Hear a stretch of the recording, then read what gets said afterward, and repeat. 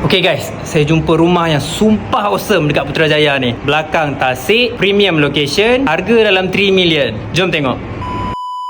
Inilah dia, Semi-D dekat Putrajaya, Precinct 8, Fera Residence dengan view yang sumpah cantik. Tengoklah, dekat walkway ni pun boleh nampak kita punya pool dengan Tasik kat belakang. Aish! Design Putrajaya ni memang jenis tak ada gate ya guys. Kalau nak pun jenis macam jiran situ lah. Daripada main entrance pun boleh terus akses ke bawah, yang kita boleh buat sebagai store ataupun barbecue area just beside the pool.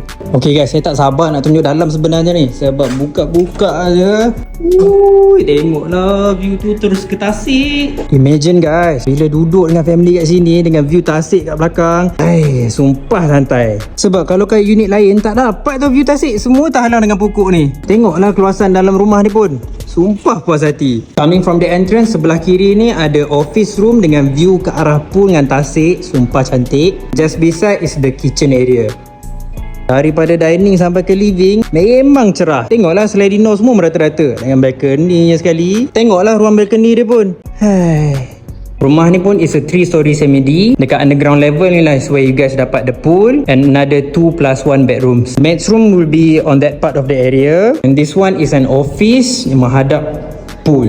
Ini memang jadi tempat pot berbincang politik, hal dunia, hal agama semualah. Dan another bedroom dekat lower ground ni boleh jadi master bed juga guys, sebab memang luas. View pun ke arah pool dengan Tasik, tumpah best. Dekat first floor ni ada 3 bilik dengan individual toilet. Living area dia pun dah disediakan. View dia pun cantik juga guys. Nampaklah sedikit teaser Jambatan Putrajaya. Tapi malam confirm cantik babe, sebab jambatan tu kan berlampu.